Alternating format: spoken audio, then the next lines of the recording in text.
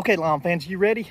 This is take two. I had a couple of people that follow me tell me that I was calling a product by the wrong name. It's systemic, and I knew that, but for some reason I did a whole video and posted it calling it systematic. So I appreciate those guys.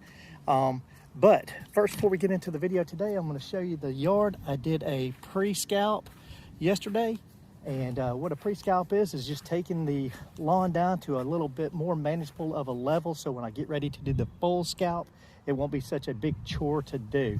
And I'm starting to get a good haze on the yard right here, and green haze, and so it's starting to come in looking pretty nice for the beginning of March. We got a little bit warmer temperatures, so that's what's going on with the lawn.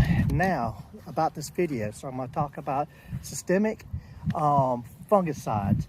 And what happened with my crepe myrtles here every year, what happens is that I get this sooty type of mold that comes down on it, and it's black, and I'll pop a picture in here to show you what it looks like.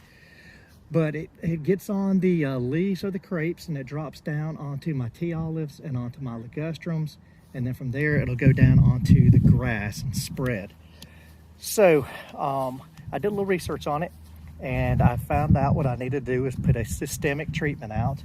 And what I do is I get a product like this right here, put it in a watering can, mix it up, and I pour it around the base of these crepe myrtles. And then what happens is it absorbs up through the root system and through the trunks, up into the branches and the limbs, and then eventually out through the leaves. And I do it right now because the leaves have not appeared on this yet. And so if I can get it into the system of the bush, trees, plant, whatever you want to say, get it in through the system there, then when the leaves come out, then the chemicals will be inside there, and it'll prevent that mold from building up. And what had happened is we've got these Leland cypresses here that are my neighbors, and there wasn't a lot of airflow that was able to make it through here. So we trimmed them up a little bit to allow more airflow and for to help my grass here fill in also. And hopefully that'll eliminate some of the problem. But last year we still had that problem, and so that's why I went to the systemic fungicide. And again, you just pour it around the base of whatever plant you got. I do it on my tea olives, I do it on my ligustrums, I do it on my lower pedlums, roses, even I put a preventative smaller measure around my azaleas, things like that, just in case, and try to prevent anything from happening to them. But later on, during the summer, if the mites do come in, then I'll treat it with this product. This is triple action.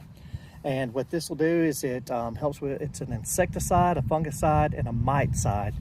And so the first sign that I see anything coming through, then I'll mix that up, I'll spray it out, and treat all the bushes and everything in the yard with it, because usually I do have a Japanese beetle problem.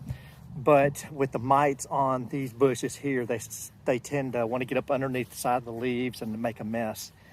So that's what you want to do, especially this time of year before the leaves start appearing on these plants, shrubs, bushes. Put out this systemic solution around the base of the whatever it is you're treating. Allow it to draw up inside, again, the trunk, the branches, into the leaves, and then you should be good for the season. So I hope that gave you some good information there. Just a quick video what to do in the spring to keep you busy out in the yard, since you can't hit full throttle on your lawn yet. So that's it. Bermuda Brian out.